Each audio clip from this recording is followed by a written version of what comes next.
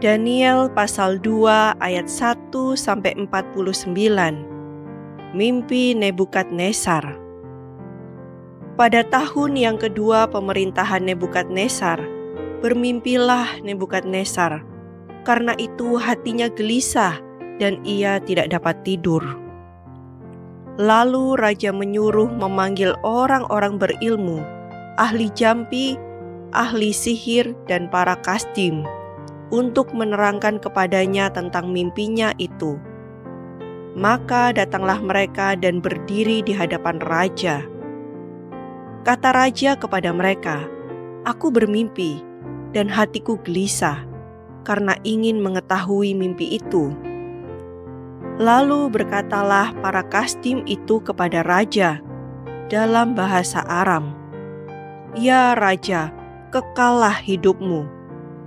Ceritakanlah kepada hamba-hambamu mimpi itu, maka kami akan memberitahukan maknanya."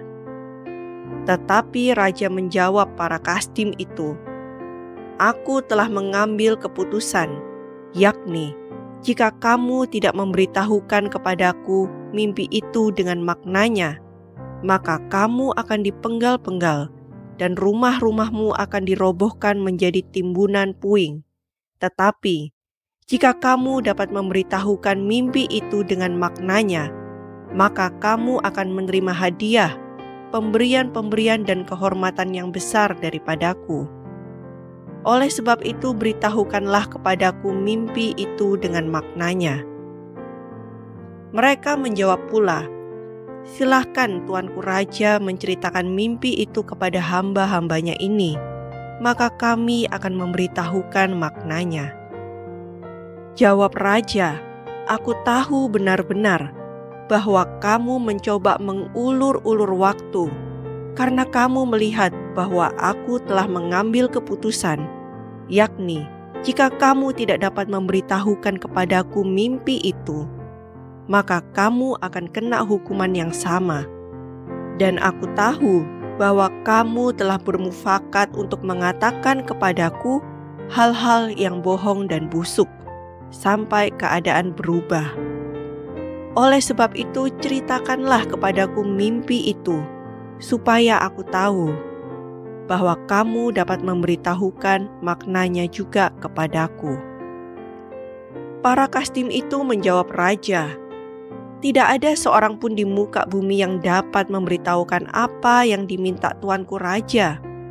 Dan tidak pernah seorang raja, bagaimanapun agungnya dan besar kuasanya, telah meminta hal sedemikian dari seorang berilmu, atau seorang ahli jampi, atau seorang kasdim.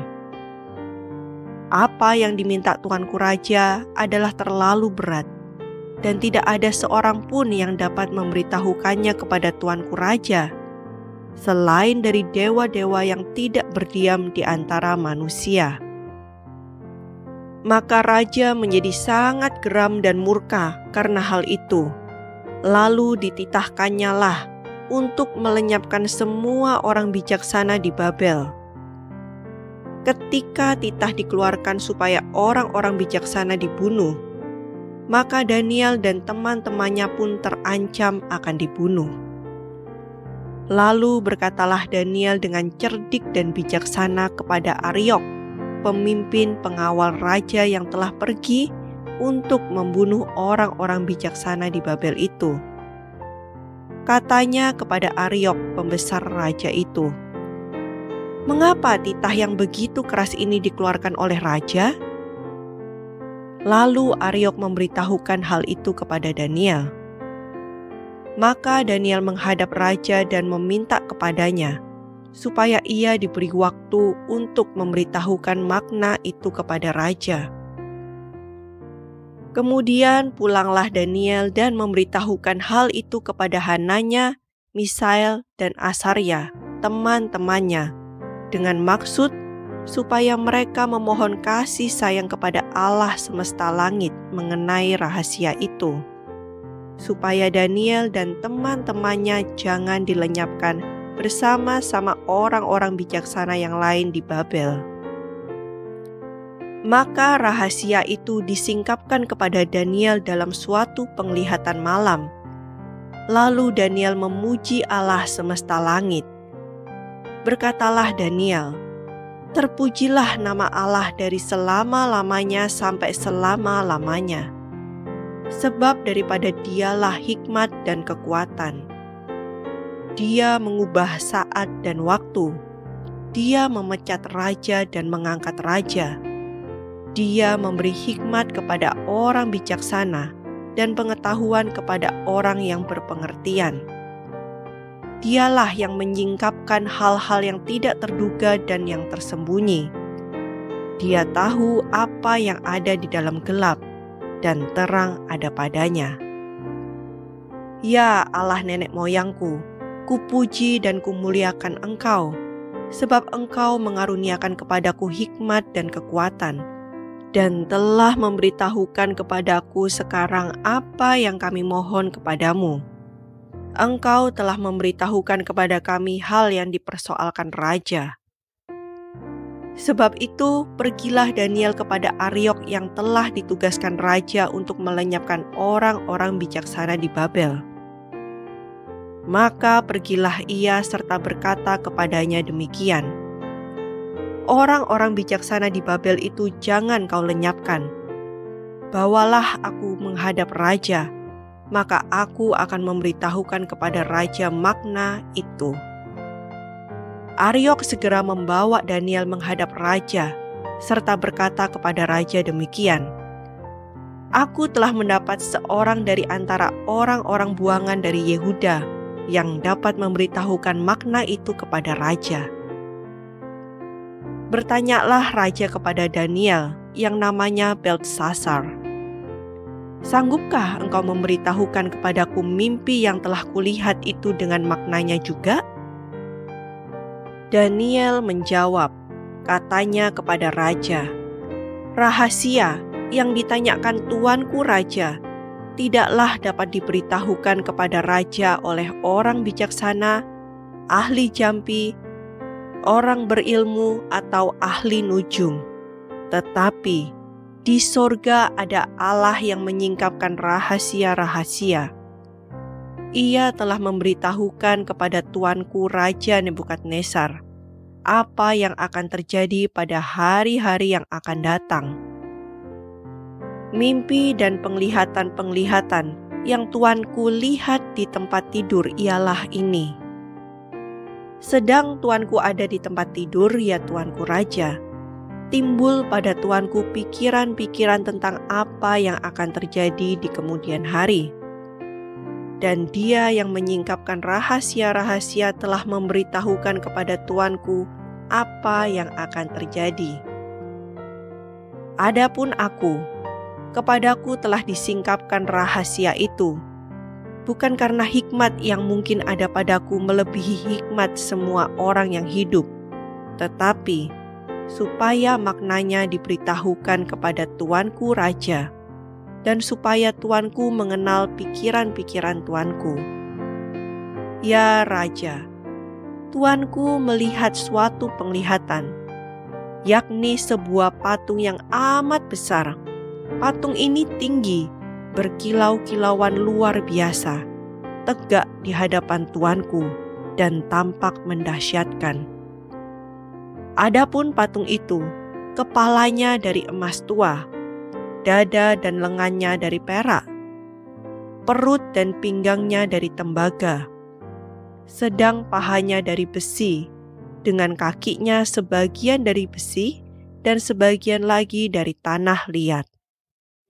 Sementara tuanku melihatnya, terungkit lepas sebuah batu tanpa perbuatan tangan manusia, lalu menimpa patung itu tepat pada kakinya yang dari besi dan tanah liat itu, sehingga remuk.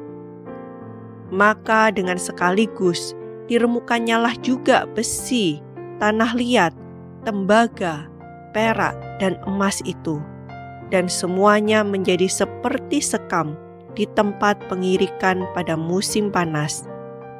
Lalu angin menghembuskannya, sehingga tidak ada bekas-bekasnya yang ditemukan.